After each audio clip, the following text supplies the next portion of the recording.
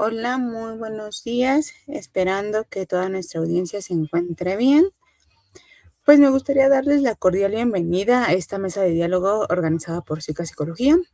Y hoy nos reunimos con la intención de poder reflexionar sobre un tema de gran relevancia social y humana, que es la cuestión de la diversidad sexual y de género, así como la relación con la salud mental y el bienestar psicológico. Bueno, ¿por qué parte de esta mesa de diálogo?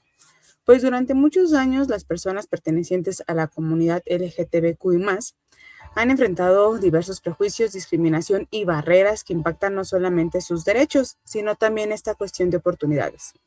Asimismo, parte de su bienestar emocional, autoestima y su desarrollo personal. Como profesionales de salud mental sabemos que la identidad, el sentido de pertenencia y la aceptación y el reconocimiento son elementos muy fundamentales para el bienestar psicológico. Es por ello que hoy nos resulta fundamental promover estos espacios de diálogo que nos permitan promover y comprender mejor las experiencias de la misma comunidad, derribar estos mitos y fortalecer una cultura basada en el respeto y la inclusión. Hoy nuestra mesa de diálogo se titula Ser, Existir y Pertenecer, voces sobre la diversidad LGTBIQ+. Exploraremos diversos aspectos relacionados con la construcción de la misma identidad, la influencia de la familia y la sociedad, los efectos de la discriminación, la inclusión laboral y las estrategias que favorecen la salud mental y el bienestar de las personas de dicha comunidad. Y para esto quisiera darles la cordial bienvenida a nuestros especialistas, quienes nos van a compartir su experiencia profesional y sus conocimientos para enriquecer esta conversación. Primero, quiero darle la cordial bienvenida a Blanca Rivera. Buenos días, un gusto estar. Buenos días, Blanca. Les presento. Ella es licenciada en psicología con formación en psicoterapia gestal y enfoque sistémico familiar. Cuenta con diversos diplomados en psicopatología, neurobiología de la ansiedad y la depresión, prevención de adicciones y desarrollo humano. Ha impartido conferencias y talleres relacionados con bienestar emocional, manejo de conflictos, equidad de género y desarrollo humano. Actualmente brinda atención psicoterapéutica y apoyo emocional a empresas, además de colaborar como especialista en psicología. Bienvenida, Blanca. Un gusto que nos acompañes el día de hoy. Muchas gracias, buenos días y bienvenidos a todos a este espacio. Gracias. Y también quisiera darle la cordial bienvenida a Fernando Áviles. Un gusto que estés por aquí, Fer. Y también les voy a leer parte de su reseña curricular. Fernando Avilés es psicólogo por la UNAM con formación especializada en dirección estratégica de recursos humanos, liderazgo, comunicación, ciencias de la felicidad, gestión pública para el desarrollo y pensamiento creativo. Cuenta con una amplia trayectoria en el diseño e implementación de programas de resiliencia, liderazgo, desarrollo humano, gestión del cambio y desarrollo organizacional para instituciones gubernamentales, organizaciones internacionales, así como universidades y empresas nacionales e internacionales. Es presidente de la Asociación Mexicana de Resiliencia, director de Resiliencia Organizacional y miembro asesor de diversas organizaciones dedicadas a la psicología, los derechos humanos y el desarrollo social. Además, ha impartido conferencias y procesos de capacitación en temas de resiliencia, bienestar, liderazgo y cultura organizacional. Ha sido reconocido con el Premio Nacional Juvenil de Ciencia y Tecnología y por la UNAM como uno de los jóvenes líderes de Latinoamérica para la Fundación Carolina de España. Bienvenido, Fernando. Un gusto que estés por aquí. Muchas gracias, Giselle. Un gusto estar aquí con Blanca y bienvenidas todas y todos. Muy felices de recibirles. Muchísimas gracias. Y bueno, ahorita que ustedes ya conocen, aparte de nuestros especialistas, pues también podemos ver que tienen una trayectoria y experiencia acerca del mismo tema. Y para ello, pues empezaremos a realizarles algunas preguntas sobre esta construcción de identidad, cuál es el impacto psicológico, sobre esta cuestión también relacionada a la parte de discriminación, el papel que tiene la familia y la sociedad, así como ciertas acciones que pueden favorecer la inclusión y el bienestar emocional de dicha comunidad. Y para ello me gustaría realizar la primera pregunta a Blanca. Blanca, me gustaría saber desde tu expertise, ¿qué tan familiarizada está la sociedad con la diversidad sexual y de género? ¿Y cómo influyen los estereotipos en la percepción de la comunidad LGTBIQ+. Ok, Pues yo pienso que sin duda deberíamos de estar familiarizados porque ya es un tema que tiene años, justamente a través de las marchas, a través de libros, películas, escenarios donde justamente queremos que la gente se sensibilice con el tema. Pero qué tan familiarizados, pues yo creo que depende de la apertura. Yo creo que depende de las ganas de que se haga inclusión a todo ser humano dentro de nuestra comunidad social, bajo el respeto y todos los valores que merecemos. Pero bueno, justamente esta mesa es como para abrir información y entonces sería importante como de entrada revisar qué significa cada una de las siglas, cada una de las letras. Y bueno, empecemos con la L, que es lesbiana, G, que es gay, B de bisexual, T de transexual y el más pues significa que hay sin duda otra serie de identidades y prácticas sexuales. Bueno, ahora, ¿qué tan familiarizado? Como yo decía, tiene mucho que ver cómo la sociedad en la que vivimos sigue basándose en principios y creencias tradicionales, en donde se sigue reconociendo que la familia debe de ser formada por hombre, mujer, como, digamos, los constructos que se han designado desde Adán y Eva como progenitores, futuros progenitores para poder formar biológica y psicológicamente a una familia. Sin embargo, pues justamente los años han pasado, hemos estudiado pues de muchas formas al ser humano, hemos visto la evolución y el rompimiento de estas estructuras de roles, pero a pesar de que hay esta flexibilidad y que los muchos jóvenes sí lo ven como algo natural, pues sigue habiendo discriminación, sigue habiendo rechazo, sigue habiendo un alejamiento de los personajes que quieren vivir desde una perspectiva muy personal en donde no tendríamos por qué estar juzgando su identidad o su práctica o gusto sexual.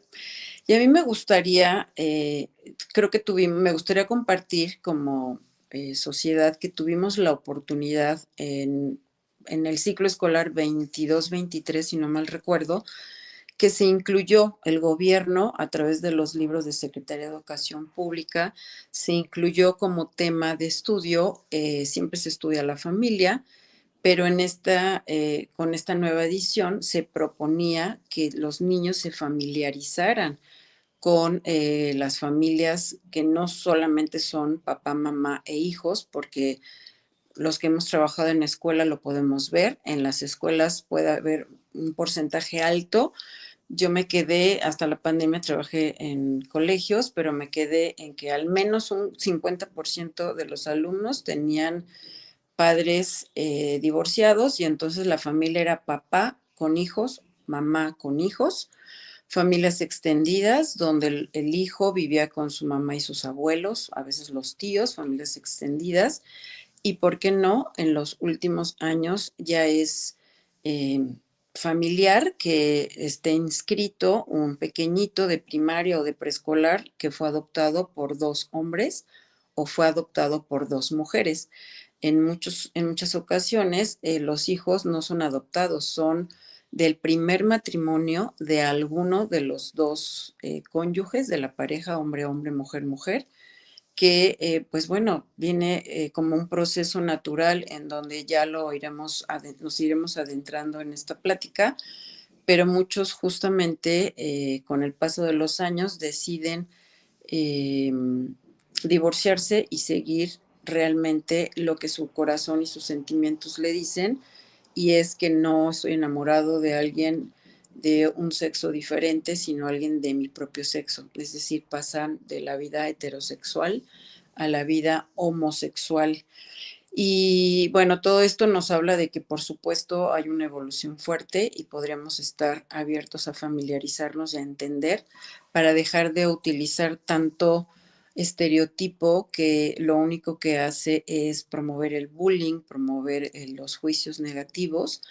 Y estos algunos de los estereotipos pues vienen siendo, por ejemplo, el que un hombre homosexual es muy afeminado, lo cual está comprobado que no es así, o que la mujer es muy masculina. Y yo creo que los que ya hemos tenido oportunidad de compartir terapia de pareja con homosexuales, tú puedes ver que son dos mujeres 100% femeninas o dos hombres 100% masculinos, y que si alguien es amanerado o más afeminado no tiene necesariamente que ver con esto.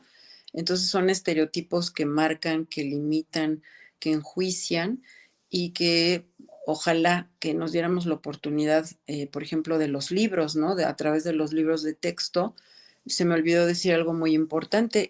Estos libros de texto hubieran abierto la posibilidad de que los padres y los hijos hablaran de una forma natural del tema, pero hubo situaciones muy complicadas, como por ejemplo que las escuelas decidieron saltarse ese tema y darlo como siempre se había dado, porque los padres de familia se opusieron, porque los padres de familia no querían que los hijos se involucraran de esta manera sin que ellos lo hubieran hablado previamente, pero justo era la oportunidad para que padres, escuela y los hijos pudieran tocar este tema de una forma más natural, y de verdad si hubieran, nos estaríamos evitando lo que seguimos viendo hoy, que es bullying, no sé, burlas, violencia, que es lo que se pretende justo también con estas mesas, que nos acerquemos a leer, a ver informes que nos pueden abrir el panorama y que nuestras creencias cambien a favor del ser humano como tal.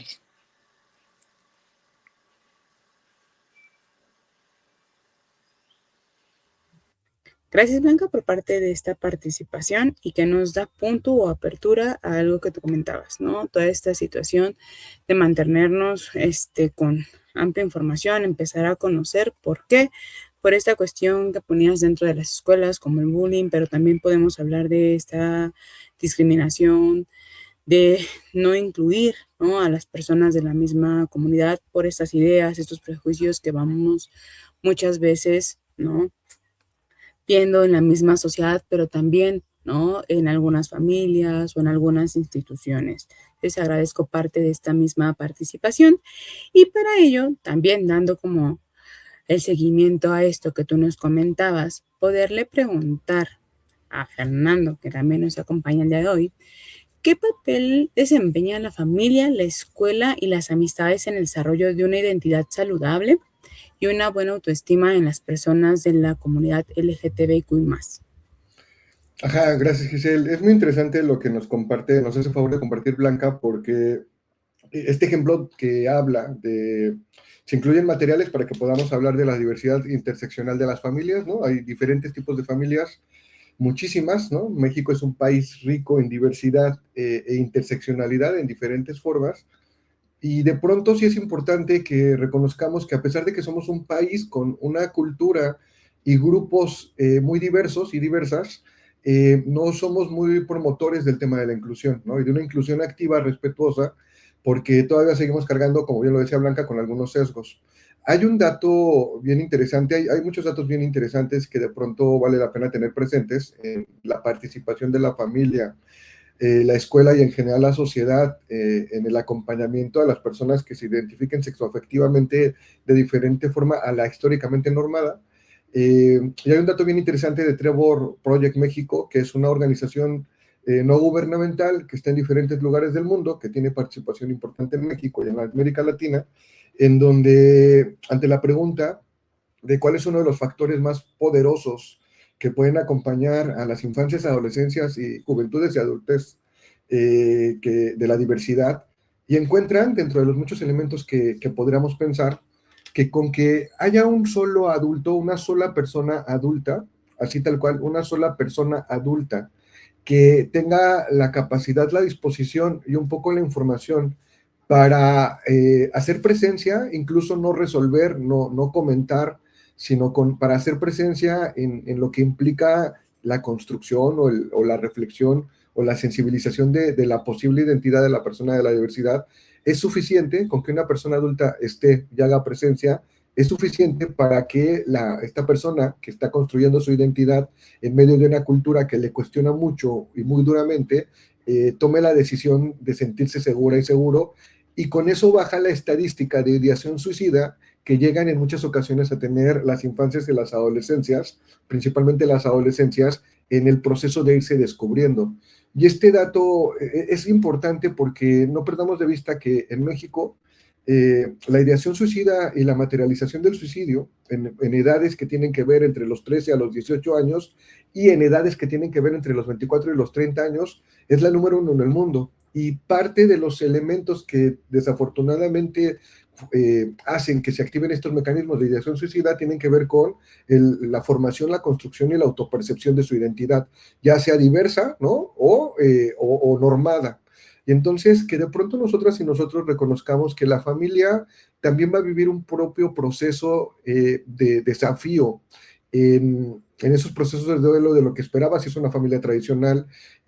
Quisiéramos que las diversidades de las familias fueran amplias en su representación, pero en México todavía se mantiene cerca de un 80% de familias tradicionales, ¿no?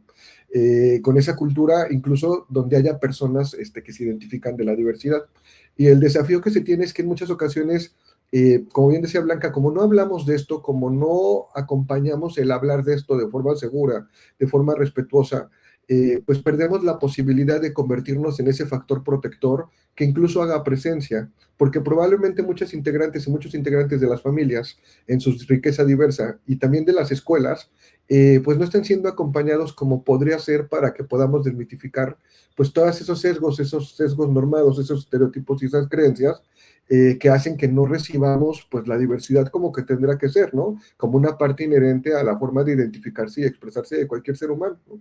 Entonces, nosotros trabajamos mucho, por ejemplo, en el Museo de Memoria y Tolerancia, y por ahí hace poquito, pues me tocó acompañar muchas pláticas y muchos eventos, pero uno de ellos tenía que ver con la familia, ¿no? ¿Cómo acompañamos a la familia?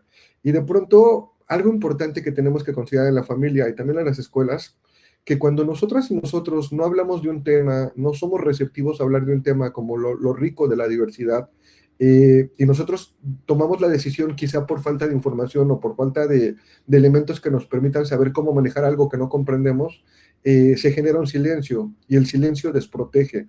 Esta frase me gusta mucho porque cuando nosotros no hablamos de algo que tenga que ver con lo que va a formar parte de la identidad de las personas que amamos, alguien más va a llenar ese vacío. Y ese elemento es fundamental en la construcción de mi identidad y de mi pertenencia conforme yo me voy descubriendo en mi diversidad. Cuando yo no encuentro un espacio de palabra, un espacio de escucha, cuando no se habla de un tema y además también se castiga o se revictimiza, pues el silencio para empezar lo va a ocupar otra persona. Y un mensaje que me encantaría que tuviéramos en las familias es, ¿por qué tendríamos que preocuparnos mucho por lo que decide y cómo decide identificarse y expresar su amor mi hija, mi hijo, mi hermano, ¿no? Cuando tendríamos que promover y ser promoventes del tema de apoyar a que la persona se sienta amada y pueda amar. Y perdemos de vista el que nosotras y nosotros con estar podemos refrendarle eso y nos distraemos demasiado en algo que no terminamos de comprender. Entonces, la familia, claro que va a ser un cimiento importante porque al final de cuentas ahí nos vamos descubriendo, ahí nos vamos cuestionando, ahí tendríamos que tener los espacios seguros, ¿no? En México hay otras estadísticas, por ejemplo, del área de género de la Secretaría de Seguridad Ciudadana de la Ciudad de México, en donde las personas que se están identificando o están en su proceso de identificación o de significación, no tienen espacios seguros en su propio hogar. Y entonces, como cualquier otro tipo de población en situación de vulnerabilidad, ¿no? Que lo ponemos en situación de vulnerabilidad histórica. Entonces, no tienen espacios donde llorar, no tienen espacios donde vestirse, no tienen espacios que habitar, ¿no? O sea, están en una casa que en ocasiones no pueden habitar como ellas y ellos quisieran, porque no se les reconoce su identidad y no se sienten pertenecientes ahí. Entonces, la familia va a enfrentar un desafío histórico de no perder de vista que lo importante es concentrarnos en amar a esa persona, independientemente de su decisión de lo que quiera amar y cómo se identifica. Y que siempre puede encontrar recursos y espacios a donde puede acercarse para que podamos acompañarle en el proceso, ¿no? Para que hablemos de esto y al hablar de esto creemos mecanismos de protección y no lo dejemos en un silencio que va a venir a llenar a alguien más o algo más, y que actualmente, históricamente, quien viene a llenar esos vacíos de información, pues son de pronto mensajes equivocados, de mensajes erróneos sobre qué hacer cuando tú te estás descubriendo, que en muchas ocasiones tiene que ver con las redes sociales, y podríamos hablarlo mucho, pero el desenlace fatal es que cuando no lo hablamos con quien amamos, vamos a creer y vamos a agarrarnos de cualquier otro tipo de información que no precisamente venga desde el amor para nosotras y para nosotros. Y entonces eso nos haga tener percepciones equivocadas de nuestro propio valor, de nuestro propio respeto, de nuestra propia dignidad, de nuestra propia diversidad, pero también de los comportamientos que tenemos sobre cómo tendríamos que ser. Entonces, esta parte del silencio desprotege, no perderlo de vista. Esta parte de con que una persona adulta, independientemente de si es otro adulto a quien acompañamos, le vale a una persona para sentirse protegido, y de que hablar construye, ¿no? Y que las familias y también el personal docente en muchas escuelas públicas y privadas tendrían que encontrar que somos un país totalmente diverso, y que hablarlo no significa que nosotras y nosotros estemos abriendo la puerta para algo que vayamos a sembrar equivocadamente, ¿no? Hay una pregunta que me hicieron hace poco, estamos en un foro y está el tema de si hablo de esto no forzo la ideología de género. No existe nada como tal, científicamente no existe nada como tal de ideología de género. Hay enfoques de género, ¿no? Hay recursos de género para tratar y acompañar justo a las poblaciones que históricamente han sido violentadas, pero no hay nada como una ideología de género, y lo que tendremos que pensar en nuestra familia y en nuestra escuela es que hablar de diversidad es proteger, ¿no? Es que hablar de diversidad es mostrar que existen muchas formas de reconocernos ser, como el título de nuestra plática, y de amar, y que no perdamos de vista que lo más importante es amar. La familia puede tener mucho terror de equivocarse en acompañar, de equivocarse en el proceso, de tener muchos duelos de lo que creen que hicieron o se merecieron para que algo no fuera de acuerdo a una norma, pero cuando volteamos a verlo desde el amor, estamos del otro lado, y estamos del otro lado porque hay una estadística bien positiva y bien linda que tiene el DIF en nuestro país, que cuando acompañamos a las familias y a personal docente a hablar de estos temas de una forma humanizada, pero cuando lo acompañamos verdaderamente, no nada más cuando le damos el recurso, cuando lo acompañamos, la posibilidad de hablar de esto desde un enfoque amoroso y respetuoso es mucho más alta.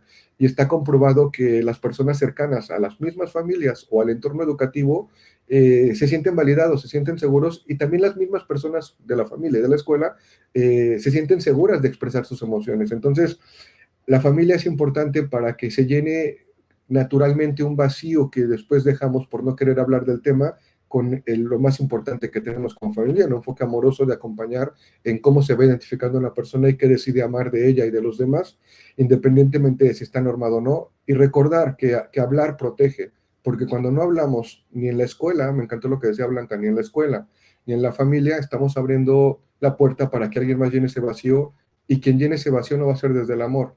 A las personas de la diversidad, que también nos toca, tenemos una comunidad muy rica, ¿no? En México, pero también muy cercana a nosotros, cuando no encuentren ese espacio seguro, cuando no encuentren esa figura adulta, cuando no encuentren esa palabra, traten de acercarle recursos con comprensión también a las personas a su alrededor, porque probablemente también están rebasadas en su posibilidad de entender y acompañar. Y es un trabajo que tenemos que hacer todas y todos en conjunto, ¿no? Entonces yo invitaría mucho a eso de inicio.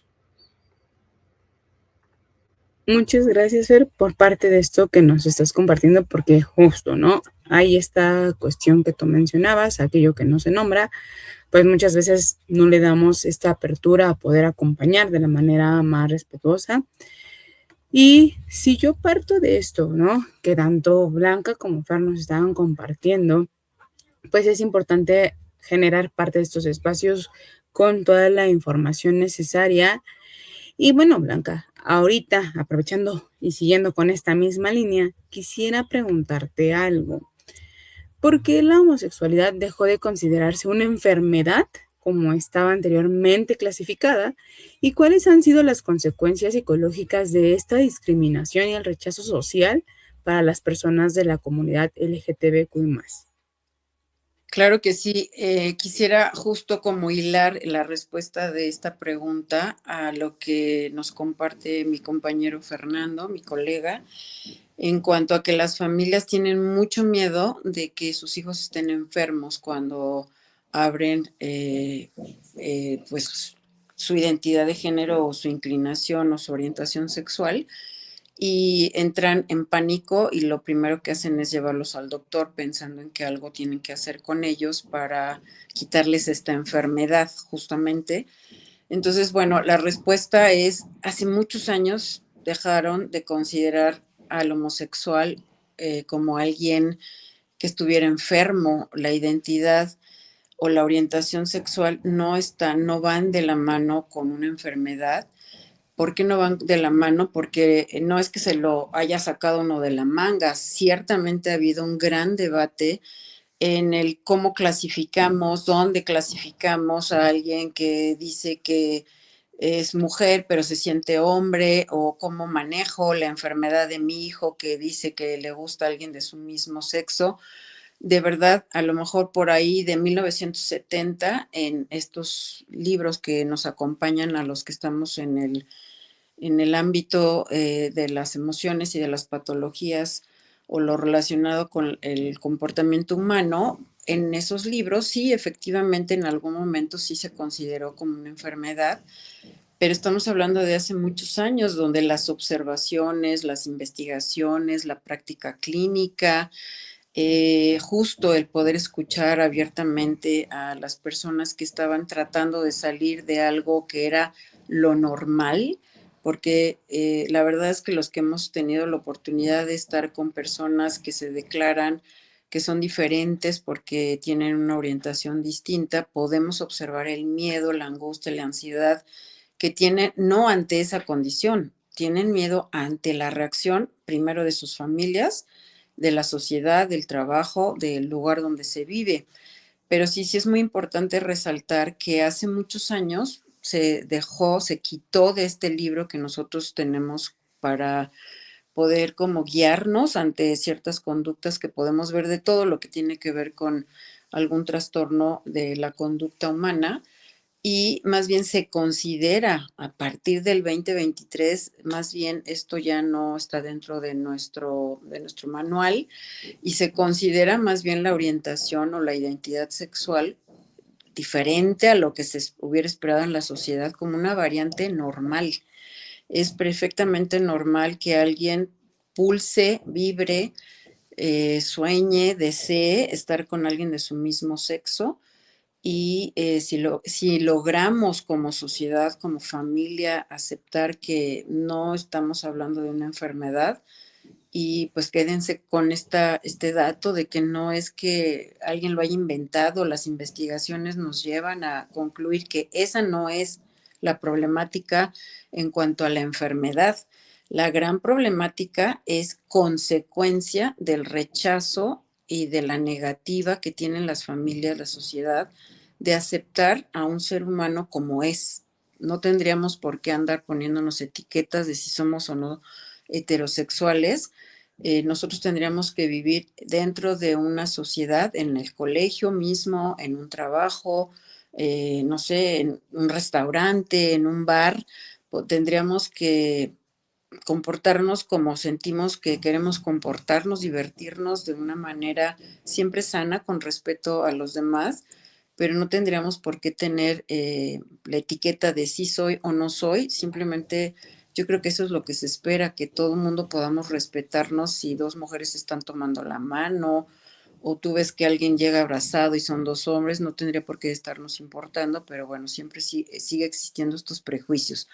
Pero lo que sí es muy importante es que cachemos que no, la enfermedad de una persona que tiene una identidad u orientación distinta a lo heterosexual no necesariamente está enferma. Lo que sí es que le enferma a estos personajes, consecuencia de la violencia, de la crítica, de ser expulsados de situaciones escolares o de trabajo, y el estar siempre como muy atento y muy alerta a qué debe decir o cómo debe de comportarse. Nosotros llamamos una hipervigilancia. Siempre tienen que estar muy atentos a qué digo, cómo lo digo, dónde me puedo comportar como yo verdaderamente soy, en dónde tengo que estar fingiendo. Y estar así es como estar guardando una mentira terrible durante todos los días, y solamente llegar a ciertos espacios donde sí me siento reconocido. Eso es lo que enferma, eso es lo que crea ansiedad, eso es lo que como decía Fer, va creando en los jóvenes un deseo de ya no estar en este planeta porque no me siento yo, porque yo siento que soy rechazado. Entonces esta hipervigilancia sí enferma, sí te mantiene estresado, y el estrés prolongado y continuado pues causa muchas enfermedades. Y bueno, esto también de estarte ocultando, estos chavos o chavas que están dentro del closet, como ellos lo hablan en términos coloquiales, el estar dentro o fuera, yo he escuchado soy closetero o soy closetera, y es como, bueno, yo lo entiendo hoy día, pero eso es, me tengo que mantener guardado, tengo que seguir ocultando quién soy para que mis papás estén contentos, para que no me rechacen de mi trabajo, como de verdad, si existiera algo de enfermedad, ¿no? O si yo fuera a contagiarles, uno de los estereotipos es todos los homosexuales tienen ciertas enfermedades, lo cual no es verdad. Pero bueno, creo que el que sí se subraye que ser homosexual o pertenecer a la comunidad LGBT es una enfermedad, rotundo no, más bien es cómo nos hemos enfermado o cómo se han enfermado consecuencia del rechazo y del maltrato y la violencia que viven día con día en donde se desarrollen o donde tengan o donde han crecido, que es lo más triste en la familia, que es lo que nos va dando nuestro autoconcepto y nuestra seguridad personal. Si parto de esto que tú comentabas, ¿no?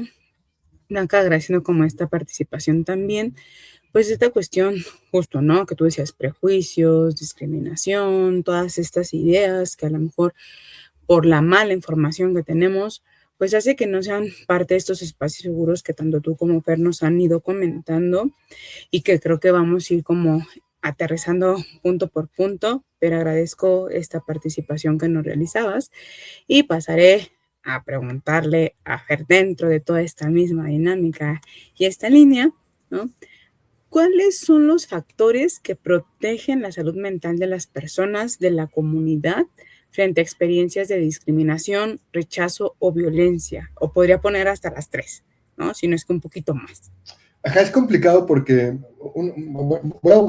primero voy a la parte técnica y luego humanizamos la respuesta, pero este esquema que bajamos de la parte médica de factores de protección o factores de riesgo, ¿no? Que después tomamos los psicólogos o los especialistas de la salud mental, está cuestionado por el tema de la interseccionalidad, ¿no? Cuando nosotros miramos que a las personas nos cruzan o nos atraviesan muchos elementos de la humanidad, ¿no? Y pongo un ejemplo, ¿no? A lo mejor yo, Fer, soy gay, ¿no? Y soy gay, adulto mayor, y además soy gay, adulto mayor, en silla de ruedas, y soy gay, adulto mayor en silla de ruedas, que de pronto tiene un tema de neurodiversidad, ¿no? El tema de la interseccionalidad hay que considerarlo como para tratar de identificar que tenemos dos puntos concretos con eso. Cuando todas las personas somos de diferentes formas y nos cruzan muchas formas de ser, ¿no? En este caso, de pronto es muy claro o visibilizamos gracias a la lucha histórica de todos los colectivos y las colectivas que procuran pues asegurar la validez y el respeto y los derechos humanos de cualquier persona por querer amar e identificarse como quieran, pero que históricamente traen una lucha justo histórica para poder visibilizar la expresión del ser y el amar de cualquier dimensión, ¿no? Sexoafectiva como queramos, en la comunidad. Y afortunadamente se ha venido fortaleciendo el tema de que ese trabajo de visibilidad también nos permita ver otras cosas que nos cruzan en esa diversidad, ¿no? O sea, no nada más es ser parte de la comunidad LGBTQ+, ¿no? Sino que también formo parte de otras comunidades que históricamente quizá también han sido violentadas o han sido discriminadas, ¿no? Y entonces eso es importante porque que miremos eso necesitamos muchos factores, ¿no? Y difícilmente vamos a encontrar factores que ajusten a atender la necesidad de una u otra comunidad, ¿no? Habrá factores que protejan a Fer por su adultez mayor, ¿no? Habrá factores que protejan a Fer por su discapacidad motriz, ¿no? Habrá factores que protejan o acompañen a Fer por su diversidad en su identidad socioafectiva, pero lo interesante sería que con este marco, que primero reconozcamos que no nada más tenemos el desafío, y ese es un factor protector muy potente, que una persona que se identifica, que se expresa, que disfruta y que vive su diversidad sexoafectiva diferente a lo que históricamente estaba normado, no nada más vive ese desafío y esa oportunidad, sino que probablemente vive otros, y que entonces mirar a la persona como persona y ponerla al centro, en donde hay muchos elementos y muchas dimensiones, donde no nada más tiene que ver eso, puede haber elementos de la salud, pueden haber elementos económicos, pues nos requiere ser muy sensibles en tratar de humanizar demasiado si yo puedo decidir o puedo preguntarme cómo puedo acompañar a una persona simplemente por ser persona en medio de todas las cosas que le atraviesan ser persona, pues hacerlo desde el respeto y hacerlo desde el amor, ¿no? Y ahí yo procuraría, me encantó lo que decía Blanca de, pues es que no es que estén enfermos, o sea, eso a lo diferente históricamente desde que vamos evolucionando, nos vamos agrupando, a lo diferente lo etiquetamos, ¿no? Lo etiquetamos negativamente. Y me encantó porque definitivamente la plática y quien nos haga favor de escucharnos tendrá que observarlo desde enriquecer los recursos que tiene ya para acompañar a cualquier persona indistintamente de con qué se identifica, qué expresa y cómo vive. Y ese es un factor potente. Cuando Fernando toma la decisión de tener cerca a una persona porque forma parte de su comunidad inmediata, de su trabajo, de la escuela, de su familia, y toma la decisión de convertirse en un factor integral que humaniza, dignifica, respeta y ayuda a la otra persona indistintamente de cualquier otra etiqueta, ya nos estamos convirtiendo en un factor potente que le abona demasiado a la salud mental de la otra persona. Y me encantaba lo que decía Blanca, porque justo si yo no sumo como un factor que le abone a la otra persona, claro que entonces yo lo voy a restar, yo voy a convertirme en un factor que enferme a la otra persona y que la enferme mentalmente. ¿Por qué? Porque la salud mental tendrá muchas dimensiones, como la calidad de sus pensamientos, ¿no? Como estar rumiando emocionalmente, como tener que asimilar y comprarse la ansiedad del tener que encajar. Todo eso a lo mejor yo no me doy cuenta, pero Fer forma parte de esa enfermedad, eso que le enferma mentalmente, cuando yo no la reconozco, cuando la estoy presionando, cuando la estoy cuestionando, cuando no la apoyo, cuando no valido a cualquier persona indistintamente de cómo se identifique o se exprese. Y claro que entonces a veces yo me convierto en un factor que presiona esa salud mental de cualquier otro ser humano. ¿Qué factor es potente, muy al alcance, económico, socialmente y muy realizable? Que yo todo el tiempo que me relaciono con otra persona me cuestione si acompaño a la otra persona para que crezca en respeto a sus derechos humanos o no. Y entonces eso es funcional porque me puedo volver verdaderamente un pilar que soporte pues, las necesidades afectivas de cualquier otra persona en medida de lo que a mí me corresponda. Decía todo esto de la interseccionalidad porque tenemos que aprovechar la oportunidad, y esa es una lucha que ahorita está tomando mucha fuerza, de que estas diferencias sirvan para que reconozcamos que no solo hay diferencias en un espectro, sino en muchos, y que todas y todos históricamente, aun cuando creciéramos pensando que había una normalidad en nosotros, siempre vamos a tener un grado de diferencia porque eso es lo que es lo normal. Y entonces el mejor factor protector que puede hacer cualquiera de nosotros es respetar, acompañar, validar y fortalecer lo que necesite la otra persona. Y tomar esa decisión implica un acto consciente de toma de decisión. Si yo tengo una persona que se expresa en su amar diferente al mío, yo tengo que tomar la decisión de reconocer que le asiste un derecho a esa persona y de que también yo voy a decidir cuando la reconozco, le permito, no me meto, que celebro la forma en la que ama, pero también que si yo decido criticarlo, juzgarlo, escandalizarlo, estoy tomando una decisión de violentarlo. Y de pronto no hablamos con la firmeza que se necesita identificar que nuestras decisiones van en ese tenor. A veces nosotras y nosotros en una intolerancia terminamos tratando de ser permisivos con con normalizar una violencia a lo diferente, y el problema estamos siendo nosotros porque estamos normalizando una violencia y nos convertimos en un factor que normaliza violencias en lugar de un factor que normaliza el amar en la forma que se necesita y se requiera y se sienta bien la persona de enfrente. Entonces, el punto importante sería todo lo que acompañes de otra persona, hazlo sin violencia, porque históricamente el entorno ya es violento porque no le permite ser lo que sea, ser o acceder. Y la otra es permite y acompaña visibilizar esa expresión con sentido, con responsabilidad, con solidaridad. Siempre pregúntate si la decisión que estás tomando cuando te encuentras en un escenario donde enfrente de ti tienes algo que para ti resultaba diferente, si la mejor decisión que puedes tomar es permitirle, acompañarle y robustecerle cuando se trata de fortalecer que las personas se expresen también con respeto en medida de su amor. O si tú estás tomando una decisión de convertirte en un factor que estrese, que oprima, que niegue y que castigue a lo diferente, ¿no? Entonces yo invitaré mucho a esa reflexión aprovechando el espacio. Me quedo con algo muy importante que acabas de decir, Fer, ¿no? Esta parte de cuestionémonos como personas que estamos haciendo, aquellas personas que acompañamos. ¿Por qué? Porque justo, ¿no? Somos seres humanos y si pongo esta parte de acompañar con amor, muy válido, pero también, ¿no? ¿Qué tanto nos acompaña como personas en esta cuestión de diversidad? Y aparte de esta diversidad, ¿qué hacemos, no? O qué dejamos de hacer, porque muchas veces dejamos de hacer algunos puntos muy importantes y que sí, ¿no? De por sí ya es una situación muy violenta y aparte, si no sabemos acompañar o no sabemos cuestionar nuestras propias ideas, prejuicios, pues conllevamos esta parte de discriminación, violencia y rechazo. Si yo sigo parte de este tenor, voy a preguntarle a Blanca, ¿por qué surge este movimiento y de qué manera ha contribuido a fortalecer la identidad, la visibilidad y el bienestar psicológico de los integrantes? No sé si me escuchas, pero dejé de escucharte un poquito. Sí, te escuchas. Ok, perfecto. Bueno, creo que después de lo que acabamos de escuchar de mi compañero Fernando, yo creo que por qué sigue habiendo este movimiento, por qué surge y por qué sigue habiendo este movimiento año con año.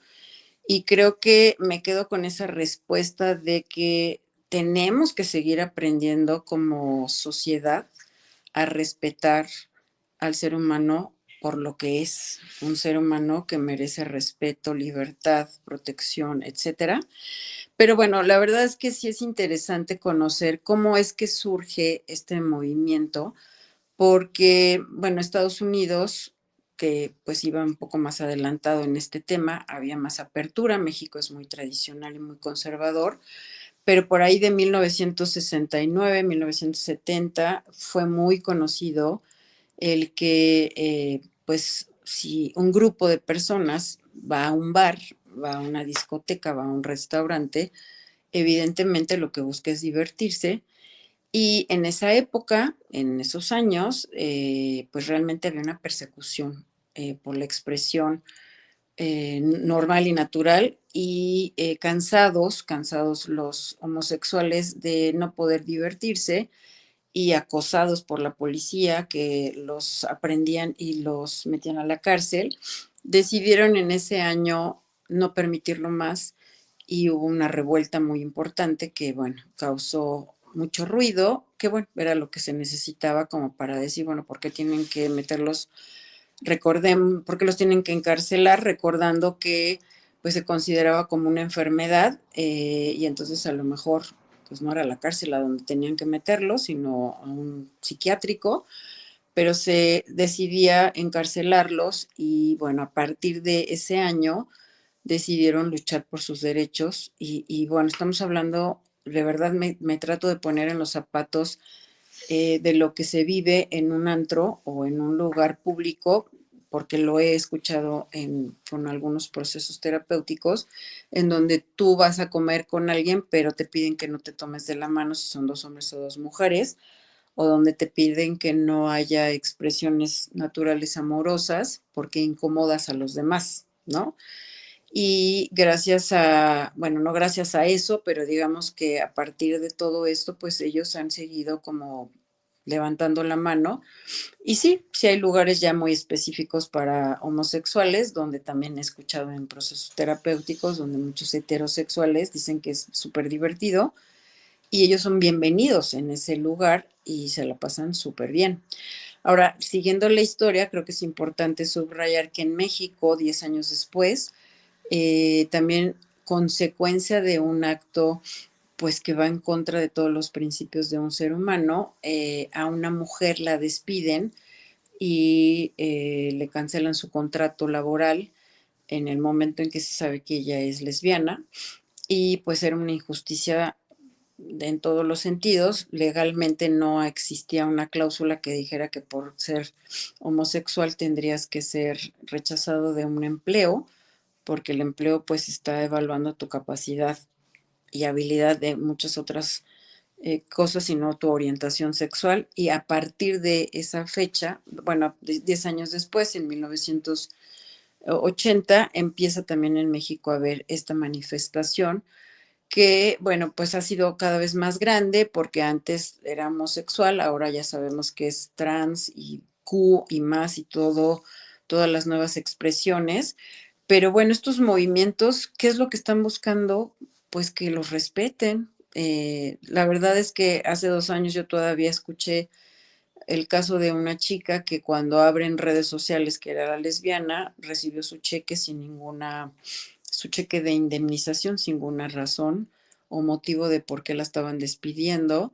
Y también tengo pacientes varones en donde pues tienen puestos importantes, pero no, si tienen una cena o tienen un convivio, jamás van con su pareja y tienen años de ser pareja, y quizá algunos lo sepan, pero socialmente hablando, en ese, digamos, en esa reunión formal de una empresa, no se atreven a decir esta es mi pareja porque saben que van a ser juzgados o corren el riesgo de ser liquidados de la empresa. Entonces, pues digamos que sí se han hecho notar, sí podemos entender que ellos están pidiendo a gritos que se les reconozca y se les respete.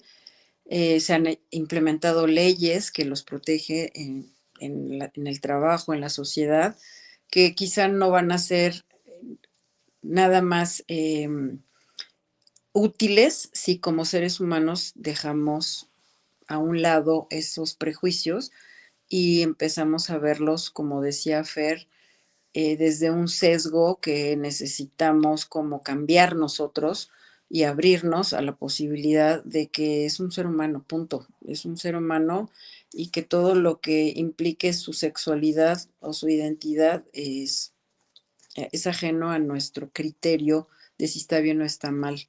Yo creo que podemos convivir de una manera muy sana, sin tanta violencia y tanto abuso a las personas, si logramos como sociedad respetar lo que ellos año con año piden a gritos, de aceptación y de respeto.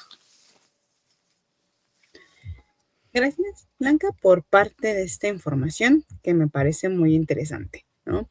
¿Por qué? Porque justo, ¿no? Algo que piden es como esta parte de este respeto, esta lucha, ¿no? Por estos derechos que la mayoría de las personas tienen, pero que tienen que ser nombrados, ¿no? Entonces, si yo sigo en este tenor en el que sean lo que, bueno, lo que no se nombra, pues pareciera que no existe, lo que no se dice también pareciera que no está también visibilizado o dicho, ¿no? Es importante hablar de esto. Agradezco parte de estas participaciones y todo lo que nos fuiste comentando a lo largo de esta mesa. Pasaré también con Fernando para poderle hacer parte de esta pregunta que creo que también es interesante y voy a ir ligando todo lo que ustedes empezaban a ir comentando, ¿no? Fernando, esta pregunta, justamente me gustaría, yo sé que ya hablábamos como esta parte de las intersecciones, esto de factores de protección, factores de riesgo, ¿no? Pero desde tu expertise, ¿qué estrategias psicológicas y sociales pueden promover entornos más inclusivos y seguros para favorecer el bienestar de la comunidad LGBTQ+? De primera instancia, identificar y entender, como bien nos compartió Blanca, que la comunidad está muy bien hecha. Afortunadamente tenemos, en México, los índices de violencia por discriminación y exclusión son muy altos, pero también las leyes que tenemos en nuestro país son muy progresivas. Somos de los países que tienen leyes más progresivas en favor de atender pues, estas históricas discriminaciones, ¿no? Entonces, por ahí tenemos un punto bueno. Otro punto muy bueno que tenemos es que las colectivas, los colectivos, las comunidades se agrupan, se reciben, se apapachan, se acompañan, se aman y se fortalecen y están ahí, ¿no? De pronto ayudar a que las personas que forman parte de la comunidad, que de pronto se encontraran que fueran closeteras, como decía Blanca, o que se encontraran con la inquietud de cómo resolver la parte social de algo que no tendría que ni siquiera existirles en la cabeza y cómo le digo al mundo que soy y que me reciban y que eso no impacte en mí, pues tienen muchos mecanismos a su favor que les pueden acompañar. Dicho eso, ¿quién necesita entonces estas estrategias? Pues las familias que acompañan, las familias que están ahí, las personas que rodean, los que formamos parte de ese clamor social que permitimos, facilitamos o castigamos y discriminamos. Entonces, a mí me gustaría resumirlo mucho en una frase que también me gusta mucho, que es, tenemos que rodear a la persona, no aislarla. O sea, la mejor estrategia psicosocial que podemos implementar todas y todos alrededor de cualquier persona que está vivenciando la construcción a partir del desafío social de quién es, cómo es que le gusta, cómo quiere expresarse, etcétera, es permitirle ser acogida, es rodear a la persona desde nuestros propios recursos, no aislarla. Yo aíslo a una persona cuando no le valido su expresión, yo aíslo a una persona cuando le niego, como decías ahorita, cuando lo callo o no lo nombro, yo la aíslo. Yo aíslo a una persona cuando no le permito el compartir espacios. Yo aíslo a una persona cuando utilizo mecanismos estructurales como el tema de pues, la corro, ¿no? Entonces, si nosotras y nosotros pensamos que psicosocialmente podemos ser más empáticos, más potentes y más humanos, si en cada oportunidad, ya decía hace rato, decido, si mi decisión ahora me lleva a ser partícipe y a hacer partícipe a esa persona, de rodearla, protegerla, no aislarla, estoy estableciendo un mecanismo psicosocial muy potente porque le estoy dando un lugar, porque le estoy dando su derecho, porque le estoy dando un espacio, porque le estoy permitiendo habitar lo público y lo privado. Entonces, no aislarla es clave, rodearla es desde perspectivas muy sencillas como las que parafraseaba hace rato. O sea, de pronto el grueso de las personas requieren que simplemente les permitamos ser y que de nuestra parte estemos a veces sin resolver. A mí me encanta esta perspectiva de lo que les platicaba de las adolescencias, en donde verdaderamente se valora y se atesora mucho el tema de la presencia de un adulto cercano que esté, simplemente que esté sin resolver. Y eso es complejo porque psicológicamente a la persona que acompaña le cuesta mucho de pronto el tratar de estar sin decir nada, sin tener que buscar una solución, sin tener que tratar de encontrar la llave correcta para la situación. Es que no existe una situación, simplemente tu hija, tu hijo, tu compañero de trabajo, la persona que va en el metrobús junto a ti, pues encuentra una forma de amarse, de ser plena, identificándose efectivamente diferente a la tuya. Y eso no tendría que merecerle que no le permitas validarle su propio espacio y que de pronto ante la violencia que pueda vivir de otras personas que están madurando la comprensión respetuosa de las diferencias, pues entonces yo estar ahí, ¿no? Estar ahí, que sepa que estoy ahí, no ser ese recurso que quiere resolverlo todo, sino ser ese recurso que está. Y eso tiene un alto valor percibido para la comunidad. Otro elemento, pues está el tema de permitirnos humanizar a partir del nombre. Fíjense, yo voy a decirlo muy rápido, pero cuando nosotras y nosotros estamos en una situación crítica, cuando el miedo nos rebasa a nivel neuronal o cuando de pronto nos enfrentamos a una crisis y la crisis no nos está satisfaciendo lo que nosotras y nosotros queremos, en muchas ocasiones lo primero que hacemos es quitarle el nombre a la persona, ¿no? Porque malaprendimos histórica y generacionalmente que una forma de violentar normada es quitarle el nombre a la persona. Y entonces, cuando nosotras y nosotros nos permitimos acercarnos con una persona y le preguntamos, ¿cómo te gustaría, cómo te llamas, cómo te gusta que te nombre, cómo puedo acercarme contigo? Le estoy permitiendo y validando su identidad y le estoy permitiendo y validando y devolviendo aquello que probablemente muchas otras personas le quitaron, que es no nada más cómo referirme a ella, sino su nombre, porque su nombre forma parte de lo que para ella es importante de acuerdo a cómo se defina. Y ser un círculo de protección, este círculo de protección que está, ¿no? Que puede activar otras respuestas si se las solicitan, que le recibe y le valida por su nombre, que le permite ser acogida a la persona y no aislarla, es muy potente. Y eso es tan potente que se ve reflejado pues en esta lucha histórica de visibilidad que se da en las marchas, ¿no? Que se da en los espacios de la comunidad, en donde está muy comprobado que el ser espacios de acogida respetuosos, que no aíslan, que suman, en donde hay muchas presencias que no interactúan, pero que fortalecen la parte psicológica de las personas alrededor de las personas diversas, pero también de la relación que tenemos en conjunto. O sea, nos recordamos que somos personas, seres humanos, que nos humanizamos, que nos validamos y que nos acompañamos, en donde todos cabemos y ninguno se queda afuera. Y entonces creo que eso empuja mucho eso a la necesidad psicosocial que tenemos como comunidad que históricamente ante lo diferente violenta. Y violenta a veces de excluir. ¿Qué pasa si lo tratamos de hacer diferente? Ahí también empieza un reproceso psicológico mental de cada persona alrededor de una persona diversa. Entonces, yo lo cerraría muy potentemente en rodeemos a las personas, no las aislemos y permitámosles ser, estando nosotros, sin resolverles nada, pero recibiéndoles en su derecho, ¿no? Me iría por ahí mucho. Gracias, Fer, por esta parte que justo comentabas, ¿no? Esta parte de aprender a nombrar, de aprender a saber cómo nombrarles, cómo decirles o cómo les gustaría, ¿no? Que se les llamara, porque a veces se invisibiliza esta parte.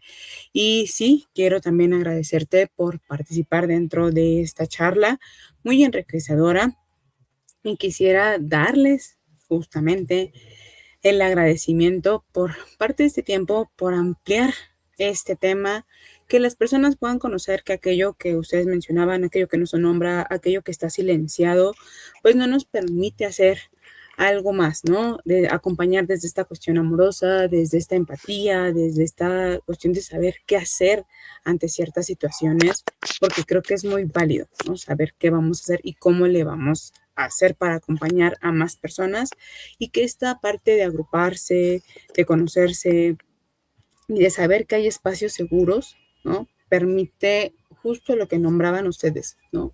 A veces no enfermarse o a veces saber que cuentan con ciertos espacios para estar presentes, ¿no? Entonces quisiera agradecerles mucho por estar aquí el día de hoy con toda la audiencia y también por parte de SICA que hayan participado. Muchas gracias, Giselle, muchas gracias, Zika, y también a ti, Blanca. Muchas gracias por acompañarnos, gracias por compartir este espacio con ustedes y lo que se pueda aportar siempre en pro del ser humano, estamos para servirles. Muchísimas gracias. Y también justo con parte de lo que nos comentaban nuestros especialistas, pues quiero darles el agradecimiento también que nos hayan acompañado el día de hoy, pues hoy estuvimos reflexionando sobre esta cuestión de esta diversidad sexual, de género, desde la perspectiva psicológica que nos compartía cada uno de nuestros especialistas. Se reconoció esta importancia de la aceptación y el respeto y la inclusión para el bienestar y emocional de todas las personas. Llegamos a analizar cómo estos prejuicios, discriminación y exclusión pueden afectar la salud mental y cómo es este papel fundamental que desempeña la misma familia, las instituciones educativas y espacios laborales, así como la misma sociedad para poder construir estos espacios seguros y saludables. Cabe mencionar que también, ¿no? La psicología, a pesar de que nos recuerda que toda persona necesita ser reconocida, nombrada, respetada y valorada para desarrollarse plenamente, pues tomemos en cuenta que la inclusión no solamente beneficia a la parte de la comunidad, sino que también contribuye a construir una sociedad más empática y equitativa y saludable para todas las personas. Y bueno, nuestro compromiso dentro de esta mesa de diálogo es esta promoción de la salud mental, estos derechos humanos que todas las personas debiéramos tener y la construcción de espacios libres de discriminación. Les agradezco profundamente por acompañarnos el día de hoy y finalmente, antes de irnos, quisiera recordarles también